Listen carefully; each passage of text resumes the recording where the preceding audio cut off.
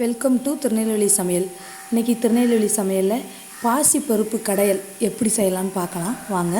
இன்றைக்கி நான் 1/2 டம்ளர் பாசிப்பருப்பு எடுத்துருக்கிறேன்.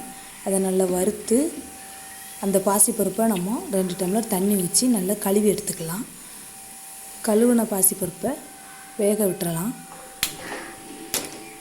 இன்னொரு அடுப்பை பற்ற வச்சு ஒரு கடாயை வச்சு அதில் பாத்திரம் நல்லா சூடானதும் 1 ஸ்பூன் தேங்காய் எண்ணெய் விட்டுருக்கேன். இன்றைக்கி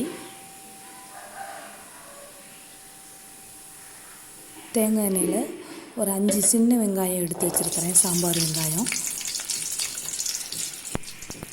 இது கூட ஒரு 2 பூண்டு, இதை நல்லா வதக்கிக்கலாம்.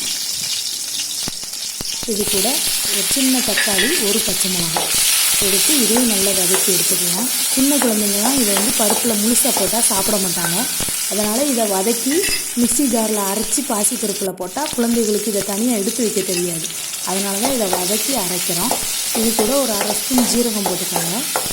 இதை நல்லா வதக்கி ஆற வச்சு மிக்ஸி ஜாரில் அரைச்சி எடுத்துக்கலாம்.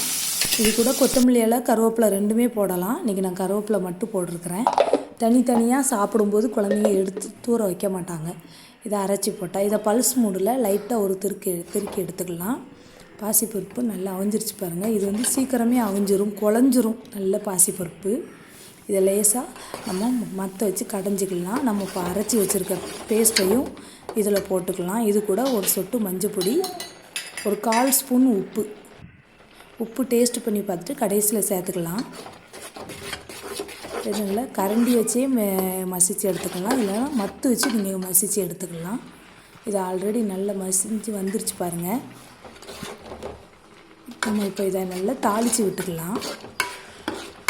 அதே பாத்திரத்தை அடுப்பில் வச்சு நம்ம வதக்கணும்ல, அதே பாத்திரத்தை அடுப்பில் வச்சு இது கூட ஒரு 2 ஸ்பூன் தேங்காய் எண்ணெய் விட்டு இதில் கொத்தமல்லி இலை போட்டுக்கோங்க. இதில் நல்ல எண்ணெய் சூடானது கடுகு போட்டு இதில் ஒரு சொட்டு காயப்பொடி போட்டிருக்கேன். பொடி தான் இருக்குது, அதனால தான் நான் தாளிக்கும் போது போடுறேன். நீங்கள் கட்டி காய வச்சுருந்தீங்கன்னா அதை அப்போவே பருப்பு கூட போட்டுக்கோங்க. இவ்வளோதாங்க. அதை அப்படியே இதில் மாற்றி எடுத்து ஊற்றிக்கலாம். இதே மாதிரி பாசிப்பருப்பு கடைஞ்சி குழந்தைங்களுக்கு கொடுத்து பாருங்கள், நல்லா சாப்பிடுவாங்க. இது கூட நெய் ஊற்றி கொடுத்தா இன்னும் கொஞ்சம் சூப்பராக இருக்குங்க. இதே மாதிரி நீங்களும் கடைஞ்சி பார்த்துட்டு எப்படி இருக்குன்னு சொல்லுங்கள்.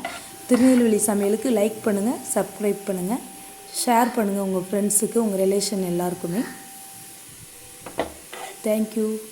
சூடாக சாதம், பருப்பு கடையல், நெய்.